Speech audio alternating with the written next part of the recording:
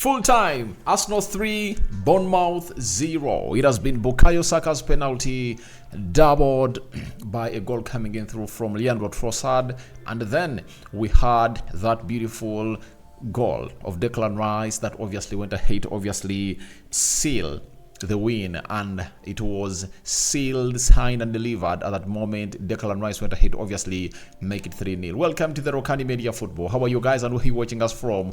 Arsenal are cruising, and there is a start that you need to know that Arsenal have won 14 of their 16 Premier League games in the calendar year of 2024, drawing 1 and losing 1. They've gone ahead to score 51 goals and they've gone ahead to concede just 8 in reply. Indeed, the Gunners have won the most points in the competition since the turn of the year, and they've gone ahead to collect 43 points into the mix. That's Arsenal for you, and going ahead to obviously showing the urge, the charge to go ahead and obviously fight for that Premier League trophy. Something they failed to do last season is what they are doing right now, and shows you how far the side of Arsenal has gone ahead to improve from an imploding Arsenal to an Arsenal that doesn't down tools. Mikel Arteta might be a happy man because this was a hell of a game.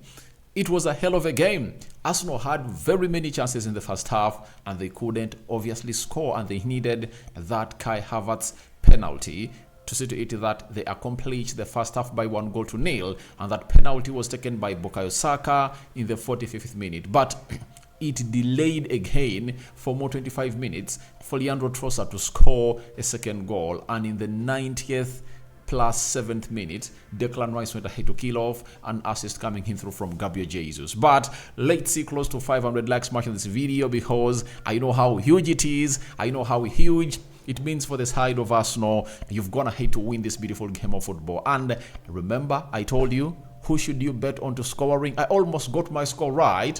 If it was known for Kai Havertz to miss out onto being on the score sheet, I would have gone ahead to get it right. For everyone who watched my match preview, I told you that you have to bet on Bukayo Saka to score, Trossard and Kai Havertz, because I know what Bukayo Saka really means. And I tell you what, Saka, I want him to score 20 goals this. I just feel like he's going to score 20 goals this season in the Premier League, though he has gone ahead to obviously score 20 goals in a season for the very first time ever since Pierre-Emerick Aubameyang left. But these are really in the entire games of football. Bukayo Saka has gone ahead to play Champions League 4 goals, and in the Premier League he has 16 goals. But I want him to score just 20 goals in the Premier League, and I know he's going to make it, because he's one of those players that has going to hit obviously prove himself when it comes to scoring against Man United. And they have a game of Everton at home, a game where Arsenal will go rampant like never before. And the start of Bukayo Saka reads, Saka is the first player to score 20 goals for Arsenal in a season in all competitions since Pierre-Emerick Aubameyang in 2019. 2020 he scored 29 goals, and the first Englishman to do so for the club since Theo Walcott in 2012-2013, where he scored 21 goals. What a blistering performance from this English lad. And some people say, Rokani, you don't love Bukayo Saka. Now, I've gone ahead to give him his props. Don't I love him? And I'm excited that he's really pushing towards that end. And today, he was really a live wire. I tell you what, Saka was a live wire. In the first half, that right attacking side of the midfield was really made alive by Bukayo Saka. Looks like all Arsenal attacks were orchestrated from that area, and nothing good could come from that side, because Saka himself was on target like twice. Saliba was on target from that side. I saw Benjamin White putting in a very good cut-back cross. Very many chances from that side, but Arsenal couldn't kill off until the master planner, who goes by names of Martin Odegaard, said, all right, I think magic is not going to happen on the Bukayo Saka side. Let me try to obviously use the inside tunnel of the left, and he released Kai Havertz. Kai Havertz went down, and people have gone ahead to obviously say it's a penalty, it's not a penalty, it's a penalty, it's not a penalty. But you have to come out and really hail the brilliancy of this guy. You have to hail the brilliancy of Kai Havertz. The way he goes down, and the first leg is not tampered with, and he makes sure there is contact into that, onto his second leg. You understand? That was really great. It was really exquisite for me, and what a master plan for this guy. I really loved everything what I had to do, because having gone ahead to really miss out onto the first tackle, right?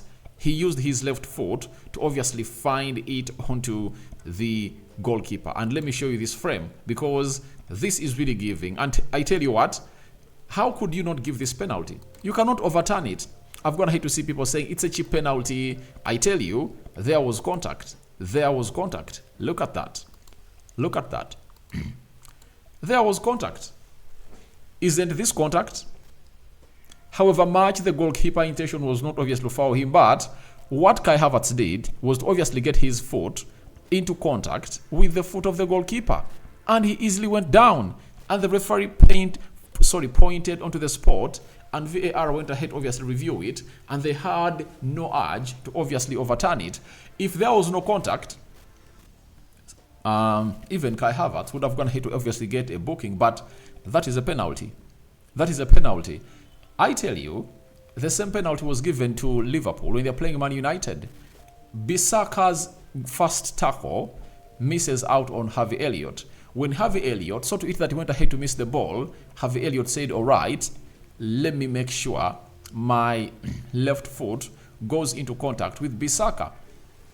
It was a penalty. It was a penalty given on the day. So that is how it's given. If you watched the El Clasico, you saw what Vasquez did. After losing the ball and he was going down, he obviously found himself in his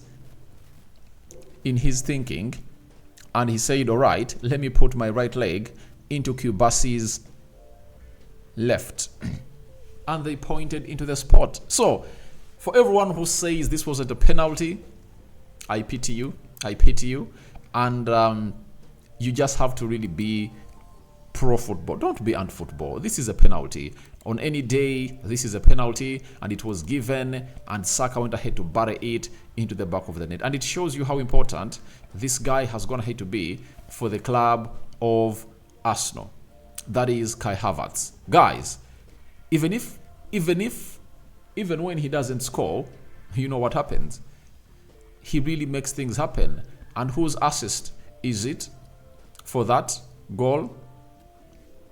It's obviously an assist coming in through from Kai Havertz, and you have to obviously give him a go that he did the needful, because every time you really put up an assist, every time you're brought down and a penalty is given, the assist all goes to you as a player. So congratulations to Kai Havertz. He's really having a fantastic season, and he now adds another one into the mix, onto the many. He has gone ahead to score for the side of Arsenal and create. I just love the guy, and I'm really excited about him, because we are some of the few people who came out here and really gave him a backing that he's really gonna be a jam, and finally he has gone ahead to become a jam. So the way Arsenal really controlled this game of football, in the first half was really good, but there are lapses of Gabriel Magalhaes where he went ahead to gift is it Solanke or Semenyo, and it had to be the goalkeeper to obviously put them onto the save.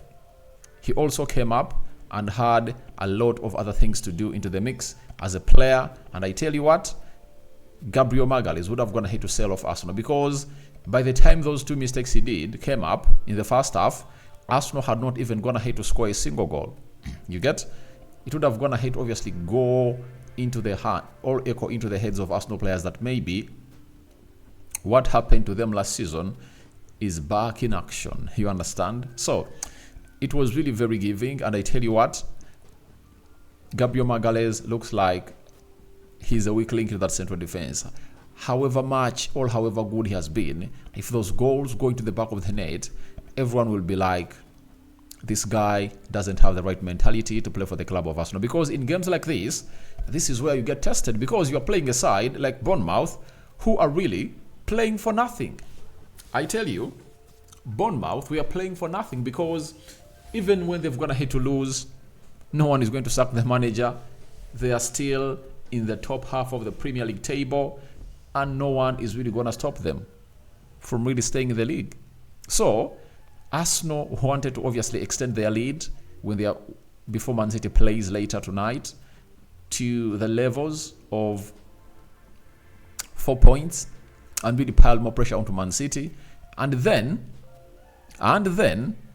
Bournemouth had nothing to lose. So it was a very hard game for the side of Arsenal. And first half was really well controlled. Saka breaks the dreadlock. Second half, Arsenal comes in through, and it was an end-to-end game in the first 25 minutes. You could see Bournemouth attack and then Arsenal attack. Bournemouth came in the second half with a plan, let's at least get one. And they opened up. In the due course of that, obviously Arsenal had to break them up into a Trossard goal in the 70th minute, and it counted to make it 2-0. And for Leandro Trossard, I tell you what, he's really scoring goals for fun. When you look at Leandro Trossard, he came into this game of football when he had scored 15 goals this season. And he now has gone ahead to obviously score his, I think, 11th Premier League goal, and not really, I know. He has scored, Trossard now has how many goals? Those are 15. All right, he has 11 Premier League goals, 4 Champions League goals, and 1 Community Shield. He now has 16 goals in his entire season. 2 games to go for the side of Arsenal, and after those 2 games to go, you obviously understand that he might even go ahead and really get 4 in the mix to really make it 20. He's one of those players that I believe can take this to 20. I tell you, he's one of those players I believe can take this margin to 20 and see how things are really going to pan out for him. But he's a very good player, and he's really very, very talented. And for Trossard, he never had a very good game, by the way, I tell you. Apart from scoring a goal, he never really had a very beautiful game that you'll come out and obviously talk about. But all I want to confirm to you is that he went ahead to put in a shift as a player, and he really represented where he was most needed. Because if that game really kept for some more 10 minutes to be 1-0, more pressure would have gone obviously to mount on the side of Arsenal. A lot of pressure would have gone ahead to mount on the side of Arsenal, and they would find themselves maybe dropping points, because even Bournemouth would have gone ahead to go like, all right, it's only 1 goal, let's increase the intensity. To confirm that, even when Arsenal went ahead to obviously score the second goal, Bournemouth was still believing that we can at least get 1 and really get back into the game. So it shows you the importance of that goal of Leandro Trossard. Very, very important. And even when Declan Rice sealed it, it was really called for, because Arsenal was really, really, really, really having an end-to-end game with his side. But you have to really hail the manager, Mikel Arteta, in high esteem, for obviously keeping that team intact, bringing the same team unchanged. You get? The same team was really unchanged into that. For the game that they played, the game of Spurs, the team that played is the same team that played against, is the same team that played against Chelsea, same team that played against Spurs, same team that played against Bournemouth. So you would give him kudos that he is really trying to get in that team intact, and I trust him that he's not gonna change it. He's gonna come up with the same team when Man United is playing against Arsenal on Sunday, because that's the next biggest hurdle. And Declan Rice also came in through and put in a shift, and I tell you what, Declan Rice is really on fire. When you look at his stats this season, he's really a revelation. He has gone ahead to come in through at the side of Arsenal and done really good. And we've been told by Opta-Joe that with 2 games to spare, Arsenal have equally noted. Let's obviously go to Declan Rice, because I want to know what his tally has been for this season, because we all know he has gone ahead to score another goal that is really very important for the side of Arsenal. And when we are to Google about his stats this season, Rice has been really a revelation in there.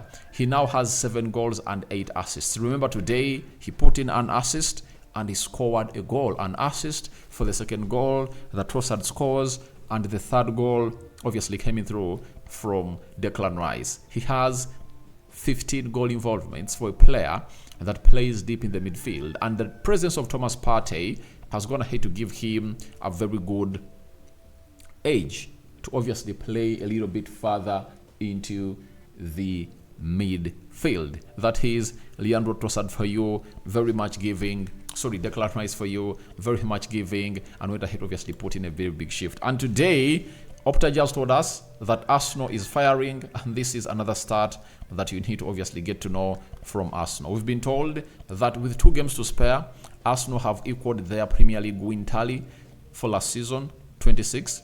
Indeed, only in 1930 to 31-28 and 1970 to 71-29 have the Gunners won more games in a single top flight game of football. So that is Arsenal for you, and they're really putting in a very beautiful shift in there for you. What a turnaround for the club of Arsenal, and they are not taking the foot off the pedal. They are not really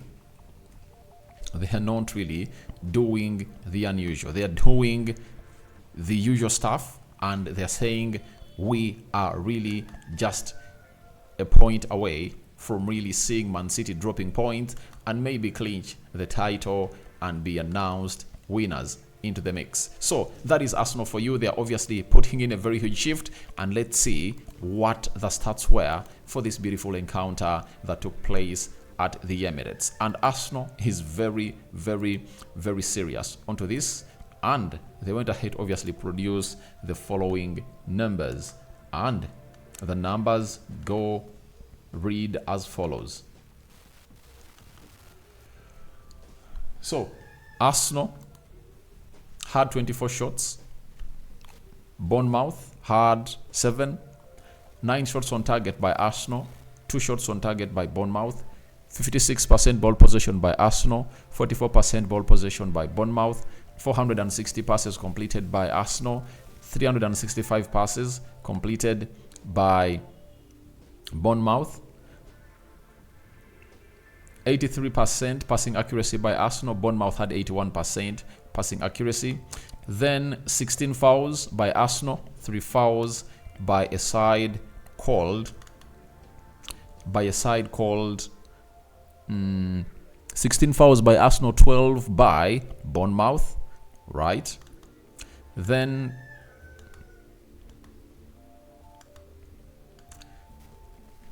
we are having 2 yellow cards to Arsenal. I think one went to Partey and the other one went to, is it Gabriel Magalhaes? Then 3 yellow cards to Bournemouth. No red cards were issued, though one was really called in for. I'm going to show you that foul onto Bukayo Saka. I think it was really so high that a red card was needed. The VAR said let's keep it normal game. 5 offsides by Arsenal, 0 offsides by Bournemouth, 6 corners by Arsenal and 1 corner for Bournemouth. When we go to the table, Arsenal is topping the Premier League table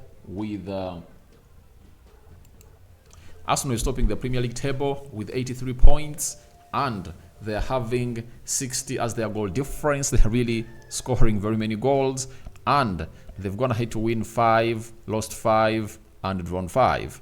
Then Man City, 2 games in hand, they have a goal difference of 50, and they're having 79 points, meaning that if they win the 2 games they have in hand, they'll be 2 points ahead of Arsenal. But it's really not an easy goal for their side. Then Liverpool, 35 games, they're having 75. Aston Villa, 35 games, they're having 67 points. That's how the Premier League table is really looking like. So congratulations to Arsenal for this well-fought win that has gone ahead to go into their favor, and they're really very, very, very, very, very happy. But there is something I want to really epitomize with, or cap this video with, because I think it's really very important, and I want to leave it as a question to you on what VAR is doing nowadays. Because at the beginning of the season, this was a red card. This would have gone ahead to go in as a red card. And tell me, don't you think Christie went extremely high on tackling Bukayo Saka? You get? It is a shin tackle, right? And see the results. Saka was bleeding. Saka was bleeding. And not even a yellow card was issued to Christie. That was really very, very giving. And then he went ahead, obviously, tackle him again. So it looked like they tackled Bukayo Saka, but Saka went ahead, obviously, outsmart them into their own game. So, thank you very much for watching through. This is Rokani David, and that has been my match reaction. I'm going to talk a lot in the player ratings and really bring them to you here onto this channel. So tell me, what are your thoughts onto this game of football? But Arsenal have gone ahead, obviously, show Man City that it's going to be an end-to-end season. I'm out. Bye-bye for now. See you later.